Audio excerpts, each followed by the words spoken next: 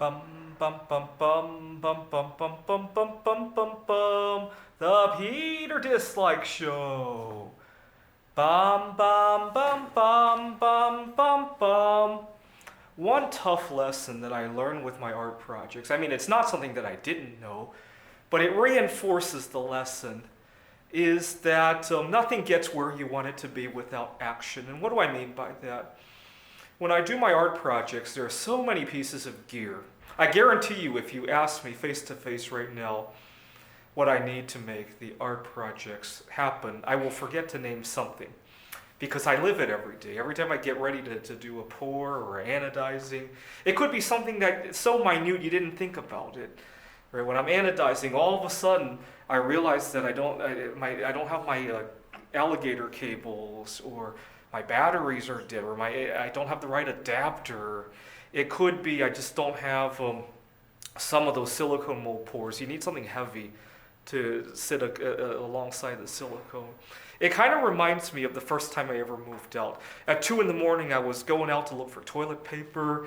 At 5 in the morning, I was going out to look for shampoo. I can't tell you how many times I did that when I first moved out of my parents' home. I don't necessarily do it with toilet paper or shampoo or food items or any of that anymore, but the art projects have really put that to a much higher dimension because of how many details are required, right? You can sometimes get away with not having toilet paper if you improvise a little bit. The art projects are much less flexible in that regard. I've also learned that there are a lot of trade-offs in life. So I'm recording this in August. It is 110 degrees outside today. And I was just thinking how nice it would be here in Phoenix if we had some snow during the winter time. Of course we don't, right? There's a lot of great indoor activities, as you can see here in the Student Union, but no snow. And I was thinking, well, why don't I go to Wallace, Idaho during the winter break? And then I remembered why I don't like doing that. The problem is that I don't have a whole lot of vacation time to begin with. The last thing I want to do is to waste quite a number of those days. You got to either drive there, which is probably a 3-day event in each direction, or you got to fly. You probably would fly to Spokane, and then you don't have a car there. You got to rent a car and all that. That's a lot of hassle. Both the planning and the actual doing of that can probably eat quite some time. And so I can either have a short vacation in Wallace, Idaho, or a long one here in Phoenix. And over the last 2 years, it seems like the latter has been what I've been choosing. And that's a tough one, right? I wish I could have that whole time in Wallace. And some other trade-offs I've noticed.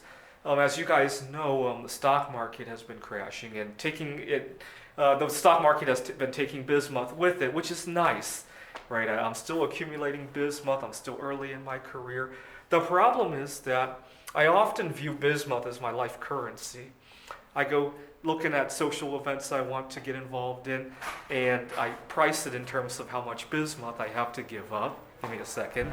And I price it like that. And the problem is that with the price correction, everything seems to cost a whole lot more, right? So for example, I want to go to go see a movie, go have a meal out, and in my mind, the price tag is that many more pounds of bismuth, right? And so it can go either way, right? Eventually, when bismuth picks up again, everything else will seem cheaper, but my bismuth career will be hurt, right? But right now this is nice because, yeah, I'm making a video. Give me a second. And oh, here's another trade-off, right? I love recording these with good background scenery. My apartment's a disaster right now, and unfortunately, people always interrupt in the middle of the video. I'm trying not to be as upset as I used to be. I didn't upload the videos where I got upset, obviously, and so that's that. And a lot of trade-offs. Oh, the other trade-off I noticed is that I've been pulling a lot of all-nighters for the bismuth art. Unfortunately, it's very hard to do your intermittent fasting when you're pulling all-nighters and you don't have a good schedule. It's hard for me to explain here, but one of the big tenets of intermittent fasting is a good, healthy hygiene of schedule.